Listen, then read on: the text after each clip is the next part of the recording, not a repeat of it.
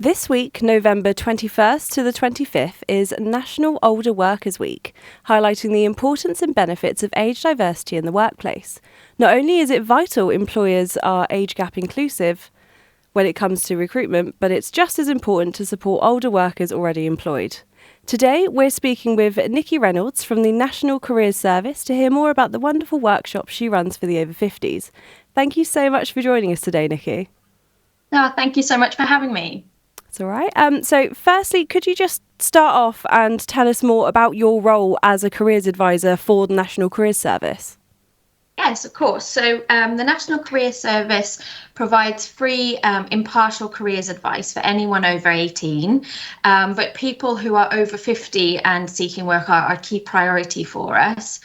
And we help people to find vacancies, to improve their CVs and applications.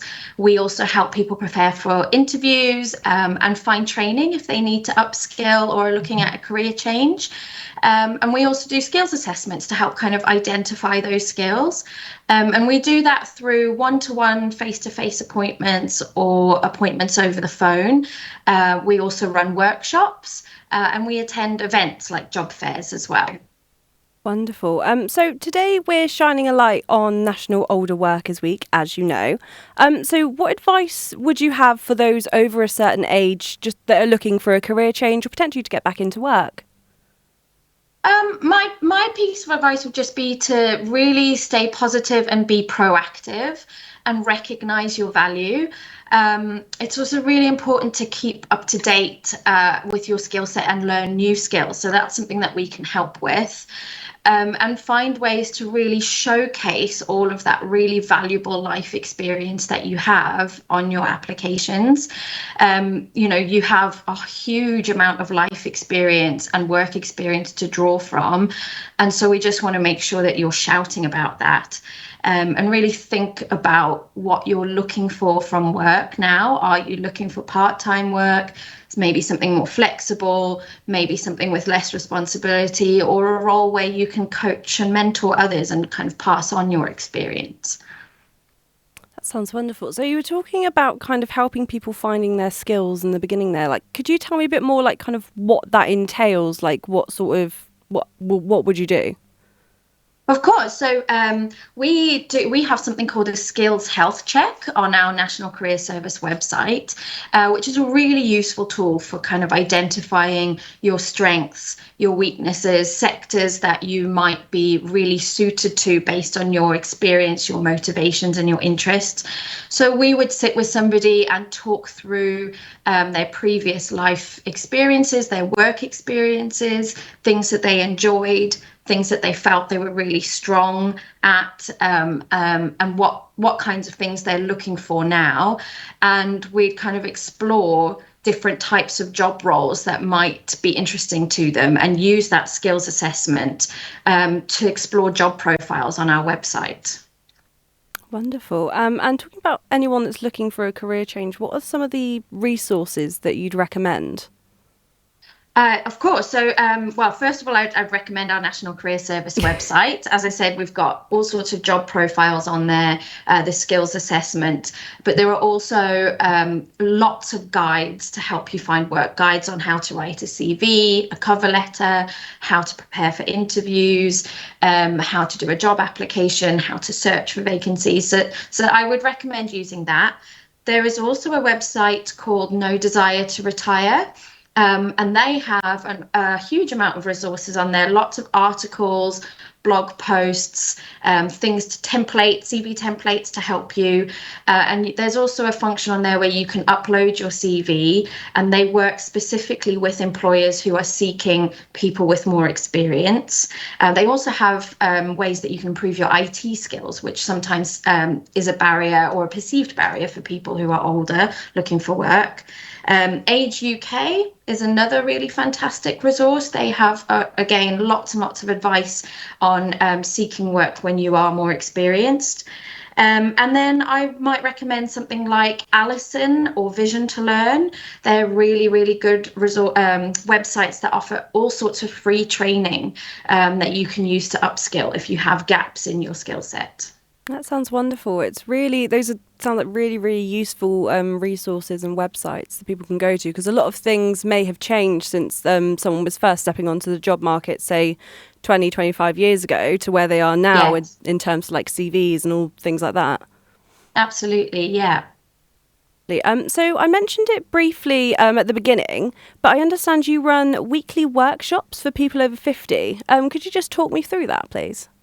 Yeah, of course. So the workshops really are about building people's confidence and breaking down some of those perceived barriers. So we focus on things like employability skills, so how to write an up-to-date, really strong CV that you can tailor to a specific job. We talk about preparing for interviews, the kind of questions that employers are asking now at interview. We look at the labour market, the kind of transferable skills that employers are most often seeking, and how to identify those transferable skills in your previous employment and showcase them on your applications. And we also talk about widening your job search. So using things like social media, LinkedIn, those kinds of things to job search, because they are much more used these days by employers. And sometimes people find that they're not that comfortable with using social media these days. So we do a bit on that. And we identify any training needs that you might have and signpost to good providers that can help you kind of fill those gaps. Wonderful. What would you say are the benefits to these workshops for the participants that come in? The feedback that we've had is that people just feel much more confident and motivated to move forward, and they have a clearer idea of some really simple next steps that they can take, ways to break down what can sometimes feel quite overwhelming when you're re-entering the job market, particularly after a long break in your career, or if you're looking for a change. Sometimes confidence can be low, and that kind of huge amount of information is kind of difficult to digest. So I think people find it really helpful in breaking that down into manageable steps and having somebody on hand that can kind of hold their hand through the process a little bit. Absolutely. Have you had quite a big uptake in this? How long has it been running for? Yeah, we've been running the workshops weekly since around end of August, September, and we do have a really good level of attendance and really good engagement with all of our customers. So yeah, it seems to be really benefiting a lot of people. Wonderful. That's really great to hear. So what would you say to employers when it comes to age diversity? Because I know a lot of employers may be a bit more hesitant to employ someone that's above the age of 50. Like, what would you say to them? I guess I would say that you really can't emphasize enough how important diversity is in a workplace. The more diverse your workforce, the more life experiences and skill set that you have to draw from. And from my own experience, the colleagues that I've worked with who have more experience and are older have been the people that have really influenced me the most and have been able to impart knowledge and improve my performance and mentor and coach me. So I think they have a huge amount of value to give. And it's really important that we recognise that. Wonderful. Thank you so much, Nikki, for taking the time to join us today. It's been absolutely great to hear about the support on offer at the National Careers Service and the wonderful work being done. So thank you. My pleasure. Thank you so much for having me. Thank you so much.